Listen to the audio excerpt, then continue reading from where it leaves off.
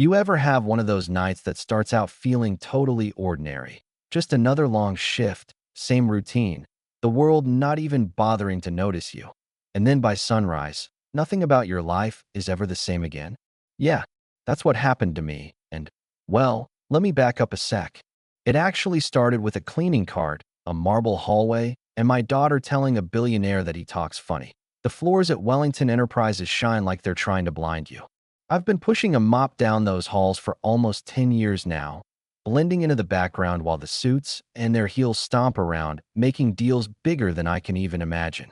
But on this particular night, my 8-year-old daughter Isabella was with me.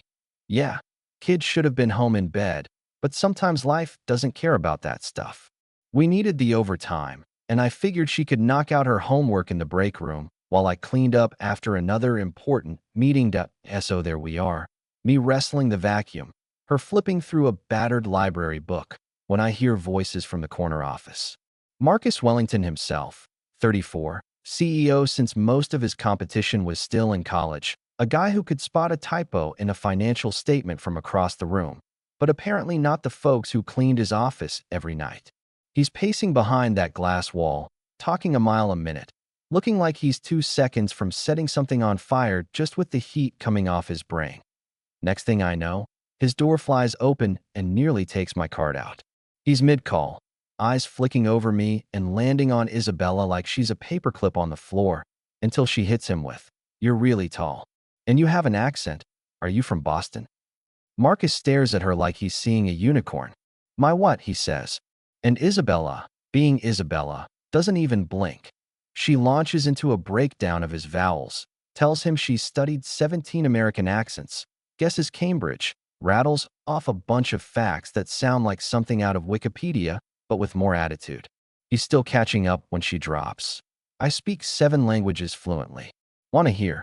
Now, if you've ever seen a grown man try to laugh off something that makes him feel small, you know the look on Marcus's face.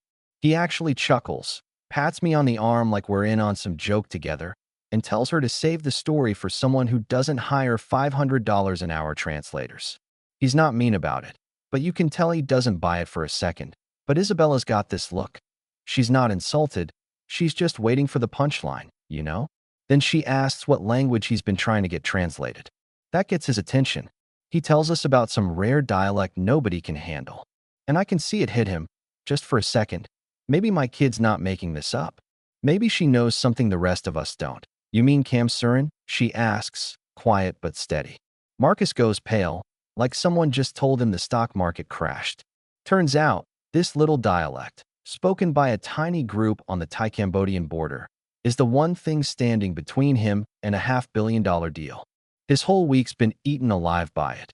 And suddenly the only person who might be able to help is a janitor's daughter who hasn't even hit double digits. Phone buzzes. It's Bangkok, urgent. He picks up, gets a stream of what he now realizes is Kamsurin, and the call cuts off. His board is waiting, the deal's dying, and he's looking at Isabella like she just grew a second head. Fast forward. He's in front of his board of directors, getting eaten alive. Margaret Chun, icy as an Alaskan winter, tells him he's got 48 hours to save the deal or they'll find someone who can. James Morrison, old school chairman, throws in his 2 cents. $500 million on the line, and the whole thing might fall apart because of one simple conversation. Of course, it's not that simple. There's nuance, history, etiquette. One wrong phrase, and poof, there goes everything. Marcus finally snaps. He says he knows someone who might help. His board thinks he's cracked under pressure. He storms out, heart pounding, and finds me and Isabella down on the janitor's floor. There's this moment. He asks, super formal, if he can talk to my daughter. Isabella just looks at him, all business, pencil still in hand that he lays it out. The guy in Thailand won't talk unless it's in his dialect. Land means more than just property, and every word matters. Isabella listens, then says, "You have to use the right words for land or you're insulting his whole family history." She sounds so sure. I see Marcus's world tilt. I'm just about to tell him he's nuts for wanting my kid to do anything business-related when Isabella pipes up. "What happens to us if I help?" She asks him point blank. He doesn't even blink. He offers her a full ride to the best language school if she can save his company. No hesitation. But I make him promise. She's not his translator, not his employee, and he'll never use her gifts again without asking. He swears that she answers the call. And what I witnessed next, it's like magic. Isabella isn't just translating. She's reading the air, the history, the pain in this man's voice from the other side of the world. She tells Marcus what he really wants to hear, not just the words, but the heart behind them. Turns out, the land's been in this guy's family for 2 centuries, and every other American sounded like they were just after dirt, not legacy. Isabella guides Marcus through the conversation, asks about local jobs, about preserving history, about the soul of the place. Then Samchai, the landowner, flips the script. He wants to meet the translator before signing. Marcus panics. He can't fly an 8-year-old to Thailand. But Isabella surprises everyone again. The seller's actually in Seattle, right then, staying at the Four Seasons, waiting for someone who understands.